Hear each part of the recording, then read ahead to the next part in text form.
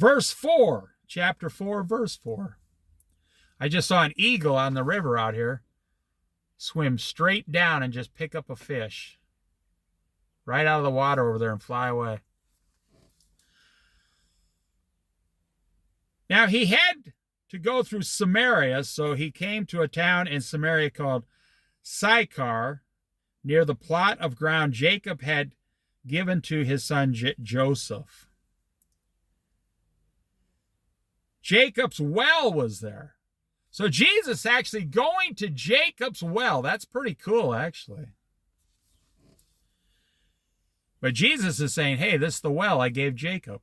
Abraham, Isaac, Jacob. This is the well I gave to Jacob. Jacob's well was there, and Jesus he was tired from walking, because that proves he was man. He got tired. And when he performed the miracles, it proves he was God, fully God.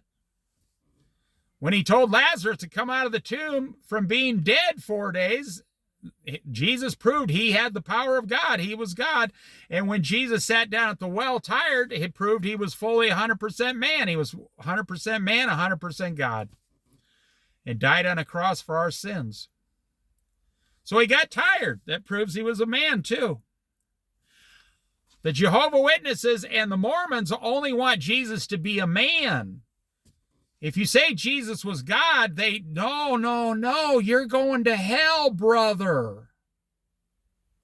They don't want Jesus to be God. They want God to be God, and Jesus is just a brother example.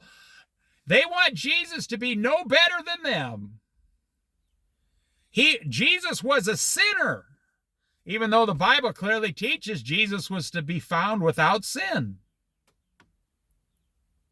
No, Jesus is just kind of like my personal yoga instructor. He just kind of showing me the way, but, he's not the answer. Only God is. This is what pride tells you. This is what the devil told you. The devil told Adam and Eve, surely you will not die if you eat the fruit. But God said you would die. The devil lied.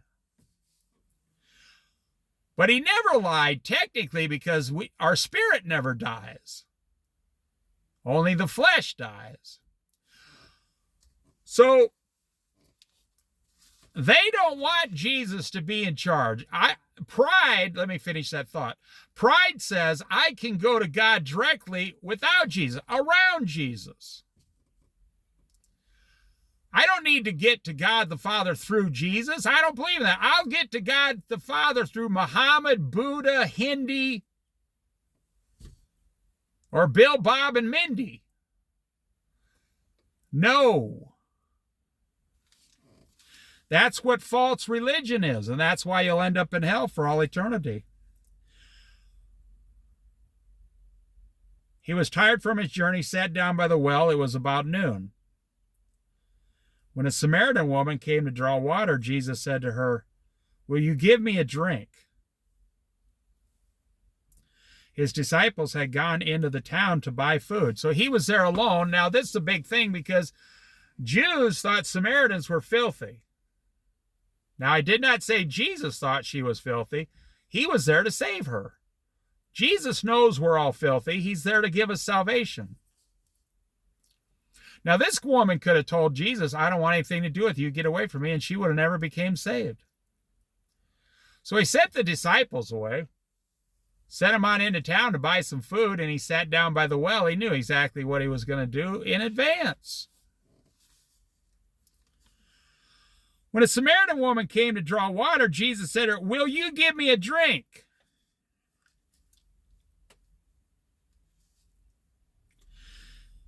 Let me say this. This is what it'd be like. In the 1920s down south, the southern United States, if a rich white man said to a poor black woman, can you draw out some water and give me a drink? So in southern United States in the 1920s, that was forbidden. White people didn't talk to black people, and white people did not drink black people's water. Now, I'm not a racist. I think it's shameful. It's a shameful period in our history. Because God made the black man, the white man, the black man, the red man, the yellow man. God made everybody. God made the Native American Indian, the Oriental man, the white man. He made everybody. Color doesn't matter to God. I'm just giving an example. That's what it would be like. This woman looked at Jesus like, why is this Jewish teacher asking me for a drink? It must have shocked her, you see. Like if you were a black woman in 1920, say in, southern Alabama or something, and a white man says, can I drink some of your water out of your cup? That's what Jesus was doing here.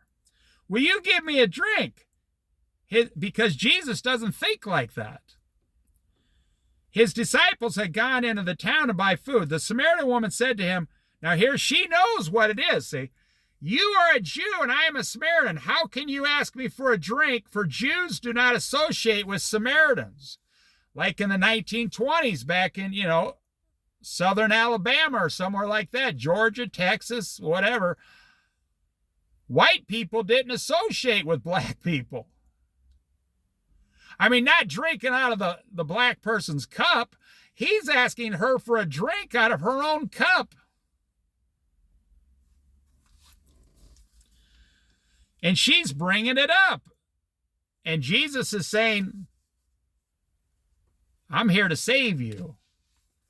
I'm here to give you eternal salvation. Now, I will add, in today's society, 90% of people aren't racist. Only about 10% of people in America are racist. And that's on both sides, white people, black people. I know Chinese people that moved to America, they hate certain other groups of Oriental people. I know Mexicans who can't stand certain groups of other Mexicans. I'm telling you. Jesus answered her, if you knew the gift of God and who it was that asked you for a drink, you would have asked him and he would have given you living water. Well, that just blew her mind. What is he talking about? He's teaching some kind of prophetic stuff that this simple woman doesn't understand. You're saying if I knew you, I would ask you for a drink of living water. What does that mean?